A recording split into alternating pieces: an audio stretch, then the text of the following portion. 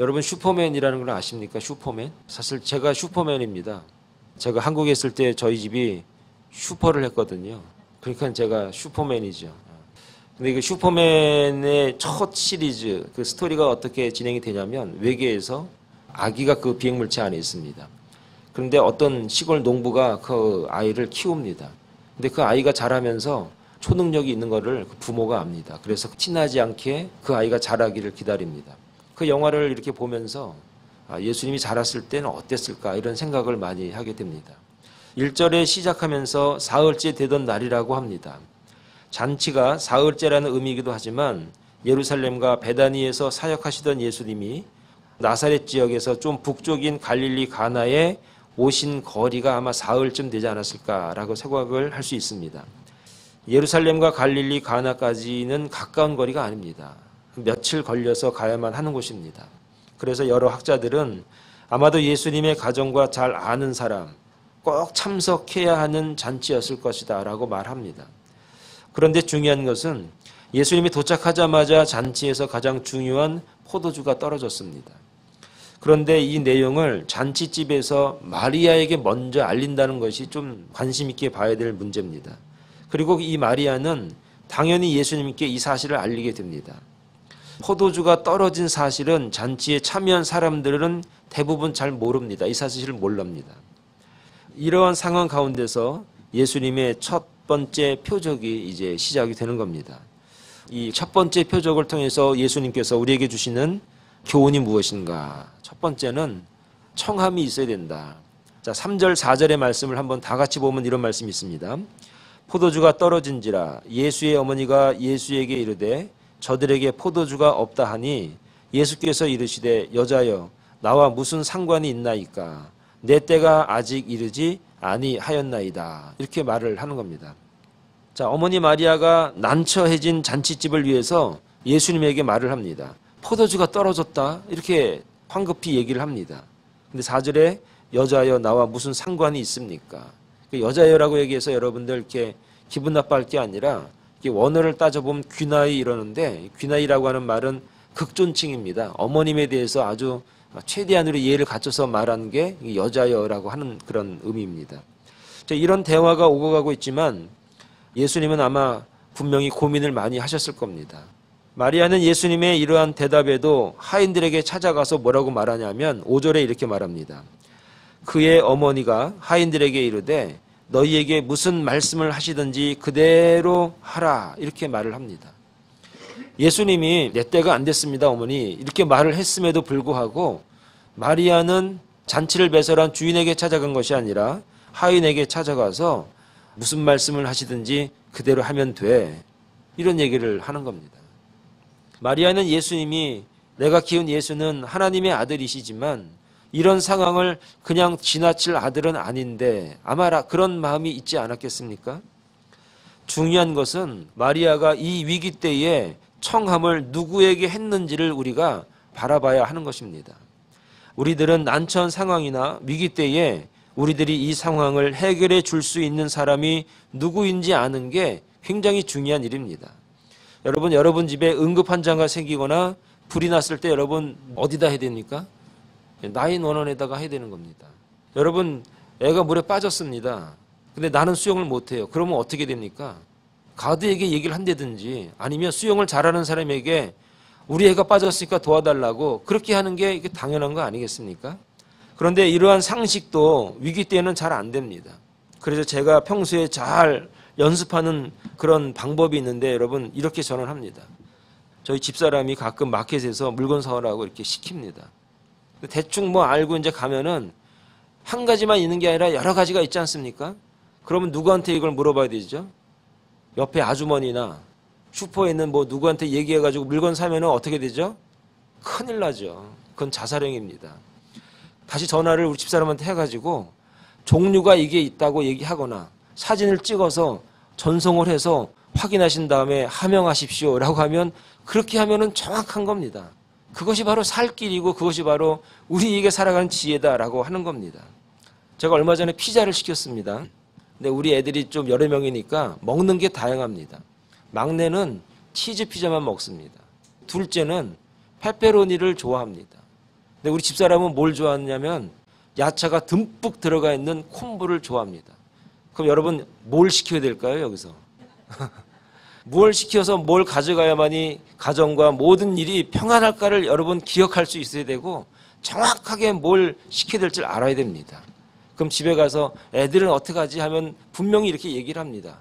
배고프면 지들이 알아서 먹겠지. 이것이 바로 우리가 누구에게 무엇을 물어봐야 되고 무엇을 어떻게 요청해야 되는지를 알아야 되는 겁니다. 여러분 이런 지혜가 없으면 굉장히 피곤합니다. 만약에 마리아가 하인들에게 먼저 가서 포도주 구해오라고 했다면 어떻게 됐을까요? 해결이 됐을까요? 늦은 밤에 마을로 가서 포도주를 구입할 수 있는 상황도 아니고 지금 포도를 사다 담궈서 즙을 낼 수 있는 상황도 아니고 그 당시에는 이 잔치를 위해서 몇 개월 전에 몇 년 전부터 준비를 하고 있기 때문에 포도주가 당장 만들어지거나 구입해 올 수 있는 상황이 절대 아닌 겁니다. 그래서 마리아는 사람에게 요청할 것이 아니라 지금은 자기의 아들이지만 하나님의 아들이신 예수 그리스도에게 요청해야 한다는 사실을 마리아가 알았던 것입니다. 오늘 저와 여러분들이 이 땅에 살아가는 동안 우리가 해결할 수 없는 여러 가지 무수한 일 가운데 고민하고 헤매지 마시고 하나님 앞에 요청할 수 있는 저와 여러분들 다 될 수 있기를 간절히 축원을 드립니다. 두 번째는 물을 가득 채워야 합니다. 7절의 말씀을 다 같이 한번 읽어보도록 하겠습니다. 7절 시작. 예수께서 그들에게 이르시되 항아리에 물을 채우라 하신즉 아기까지 채우니라 그랬습니다. 6절에 보면은 물을 담아두는 항아리가 몇 개 있었냐면 6개나 있었습니다. 당시 물이 귀한 지역이었습니다. 손님들이 많이 오기 때문에 항아리를 미리 많이 준비해 두었을 것입니다. 마리아가 하인들에게 먼저 얘기를 했습니다. 말씀하시면 그대로 하라. 예수님이 하인들에게 말을 합니다. 물을 항아리 아구까지 채우라. 이 말을 듣고 하인들이 물을 아귀까지 채웁니다. 넘치도록 채우는 겁니다. 하나님의 일이든 세상의 일이든 일을 하려면 이렇게 하는 것이다 라는 것을 보여주는 것처럼 그들이 일을 하는 겁니다. 도리어 시킨 사람이 미안한 마음이 들 정도로 하인들이 그렇게 일을 하는 겁니다. 이런 식으로 일을 하는 사람이 구약에 있었는데 요셉이 그렇게 일을 했습니다. 집안 일을 시켰는데 다른 겁니다. 그 전에 일한 사람하고 일이 다른 겁니다. 속도도 있고 아주 정확하게 하고 마음에 들게 하고 알아서 하니까 뭐 그냥 한마디만 해놓으면 그냥 일이 저절로 되는 겁니다. 오늘 우리의 일하는 자세가 어떻게 일을 해야 되는가. 일을 시킨 사람이 미안한 마음이 들 정도로 정말 그렇게 일을 한다면 저 얼마나 기쁠까.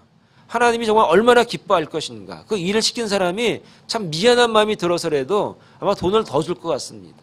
그렇게 일하는 자세가 남달랐던 하인들의 모습을 오늘 7절에서 우리에게 말하고 있는 겁니다. 주님께서는 이렇게 수고하고 성실한 모습을 보시고 감동하지 않았을까. 참 내가 정말 귀한 은혜를 이 시간에 내가 행하지 않으면 안 될 정도로 그들의 일하는 수고가 정말 그렇게 아름다웠다라고 하는 겁니다. 제가 좋아하는 말씀 중에 하나가 골로새서 3장 23절의 말씀인데 이런 말씀이 있습니다. 무슨 일을 하든지 마음을 다하여 주께 하듯 하고 사람에게 하듯 하지 말라 하는 말이 있습니다. 예수 그리스도께서 이 땅에 은혜를 주십니다. 하나님이시기 때문에 이런저런 요청하지 않으셔도 하나님은 우리에게 은혜를 주신 분은 맞습니다. 그러나 그 은혜를 받는 사람들, 그 사람들의 마음의 자세가 어떠한가, 그 일하는 사람들이 어떻게 섬기는가, 그것을 통해서 그 하나님의 마음이 더 뜨겁지 않을까라고 하는 겁니다. 오늘 이 하인들은 어떤 마음으로 일을 했는가? 사람에게 하지 않았습니다. 정말 세상 일하는 것처럼 대충대충 설렁설렁하지 않고 정말 주님의 일 하듯이, 주께 하듯이, 내 주인에게 하듯이 최선을 다해서, 열심을 다해서, 정성을 다해서 하더라 하는 겁니다. 바로 이것이 바로 일하는 자세인 겁니다. 태도입니다.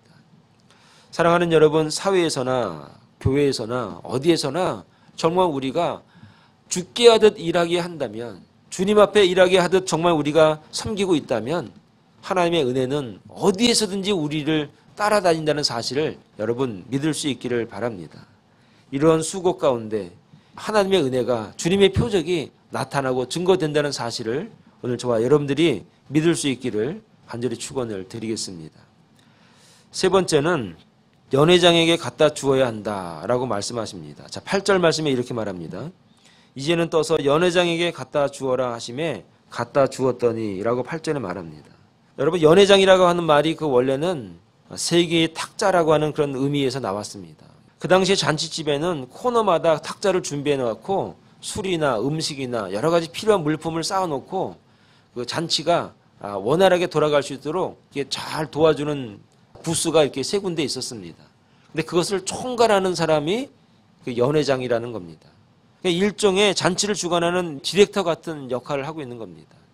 예수님이 먼저 자기에게 가져오라고 해도 큰 문제는 아닙니다. 그런데 그 잔치를 주관하고 있는 연회장에게 이 술이 됐는지 뭐가 됐는지 잘 모르겠지만 먼저 떠서 연회장에게 갖다 주라 그렇게 시키는 겁니다. 그리고 나서 9절 10절에 보면은 이런 말씀이 있습니다. 연회장은 물로 된 포도주를 맛보고도 어디서 났는지 알지 못하되 물 떠온 하인들은 알더라. 연회장이 신랑을 불러서 말하되 사람마다 먼저 좋은 포도주를 내고 취한 후에 낮은 것을 내거늘 그대는 지금까지 좋은 포도주를 두었도다 하니라. 이렇게 얘기를 합니다. 자, 이 말이 무슨 의미냐면은 연회장이 감동을 합니다. 10절에 보면은. 그리고 나서 그 잔치의 퀄리티가 매우 훌륭하다고 칭찬을 합니다. 그리고 그 신랑을 불러다 놓고 많은 잔치에 내가 많이 가봤지만 처음에는 좋은 거 내주고 술 취한 다음에는 아무거나 내주는데 어떻게 이 잔치는 가면 갈수록 더 좋은 술이 나오고 더 좋게 더 풍성해지냐, 너무너무 감동이 된다라고 신랑에게 모든 칭송을 드리는 장면이 나옵니다. 이게 바로 예수 그리스도께서 일하시는 방법이고 표적을 보이시는 이유다라고 하는 것입니다. 사랑하는 여러분, 예수님의 일하시는 방법, 나는 낮아져도 상대를 높이는 것, 내가 좀 빛이 나지 않아도 상대가 빛나는 것, 예수님의 이 일하시는 모습을 보면서 우리는 어떻게 이 땅에서 살아가야 될 것인가, 신앙생활은 어떻게 해야 될 것인가를 오늘 우리에게 보이고 있지 않습니까? 오늘 저와 여러분들은 무엇 때문에 즐겁습니까? 예수님은 그 잔치를 바라보시면서 저렇게 기뻐하는 사람들, 저렇게 즐거워하는 사람들을 바라보면서 얼마나 행복했을까? 오늘 우리가 신앙생활을 한다는 건 뭐냐면 남들이 잘 되는 걸 좋아하는 겁니다. 교회에 다니는 사람들은 내가 잘 되고 내가 복 받는 것보다 이웃이 잘 된다면은, 성도가 잘 된다면은 너무나 기뻐하고 행복할 줄 알아야 되는 것, 그게 바로 예수님의 마음이다. 이런 마음으로 섬기고, 이런 마음으로 일하시고, 이런 마음으로 주님의 사람으로 승리하는 삶을 살아갈 수 있는 저와 여러분들 다 될 수 있기를 간절히 축원합니다. 마지막으로 믿음을 주기 위해서다. 11절에 보니까 예수께서 이 표적을 갈릴리 가나에서 행하여 그 영광을 나타내심에 제자들이 그를 믿으니라. 11절에 보니까 이 첫 표적을 이란 말이 있고 또 갈릴리 가나라는 말이 있습니다. 근데 1절에 보니까 사흘 되던 날 갈릴리 가나 이런 말이 있습니다. 그러니까 갈릴리 가나라는 말이 1절에도 나오고 11절에도 이렇게 나옵니다. 무슨 숨이 쌍관이라는 그런 느낌이 들 정도로 갈릴리 가나를 강조하고 있다는 것을 우리가 볼 수 있습니다. 그리고 첫 표적이다 이런 말이 있습니다.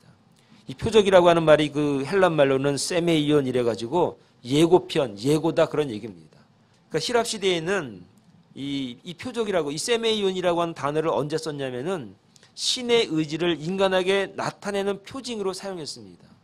그러니까 신의 의지가 나타날 때 이 세메이온이라는 단어를 쓴 겁니다. 그러니까 이 표적이라고 하는 단어를 쓰면서 예수님이 사람이지만 신이라는 얘기입니다. 하나님이라는 얘기를 이 단어에서 우리에게 가르치는 겁니다.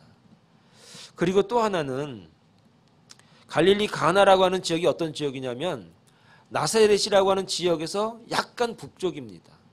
한 1시간 정도 떨어져 있습니다.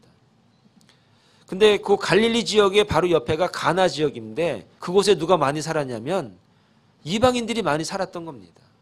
하나님을 모르는 이방인들이 갈릴리 가나 지역에 많이 있었던 겁니다. 그래서 1절에도 갈릴리 가나라는 얘기를 하신 거고 11절에도 갈릴리 가나의 첫 표적을 거기서 일으키신 겁니다. 내가 그곳에 멀지만 귀찮지만 사흘길 걸어가야 되지만 내가 필히 가야 될 목적은 하나님을 모르는 이방인들, 그들이 거기에 많이 거주했던 것입니다. 오늘 우리가 예수 믿는 목적, 예배드리는 목적, 하나님을 믿는 목적이 무엇이냐? 내가 구원받고 내가 복을 받고 내가 정말 하나님의 자녀로 잘 살아야 됩니다. 그러나 정말 더 중요한 목적이 무엇인가? 믿음이 연약한 사람들, 믿음이 없는 사람들, 믿었다가 실족되어서 하나님의 나라를 버리고 자기 멋대로 살아가는 이방인들, 이웃들이 우리 가운데 있다는 사실을 여러분 우리가 알아야 됩니다. 여러분 우리가 예수 잘 믿어야 됩니다. 신앙생활 잘해야 됩니다. 무엇 때문에 잘해야 되는가? 잔치 뒤에 예수님이 원래 가지고 있었던 그 순수한 목적, 나를 믿고 하나님의 나라를 바라볼 수 있는 그 예수님의 순수한 그 목적을 우리가 알아야 한다 하는 것입니다. 사랑하는 여러분, 오늘 이 땅에 저와 여러분들은 분명한 청함이 있어야 됩니다. 청함이 없으면 표적도 없습니다.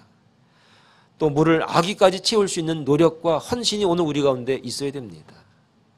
그리고 연회장에게 먼저 갖다 주면서 정말 나를 빛내기보다 잔치의 주권자를 빛낼 줄 아는 그런 헌신과 사랑이 오늘 우리 가운데 있어야 됩니다. 그리고 나만 예수 믿고 나만 신앙생활 잘하면 된다가 아니라 믿음이 연약한 이웃들, 자녀들, 형제들 있다면 그들에게 우리의 선한 영향력을 끼쳐서 예수님의 이 표적을 통해서 하나님 앞에 인도할 수 있는 저와 여러분들 다 될 수 있기를 간절히 축원을 드리겠습니다. 기도하겠습니다.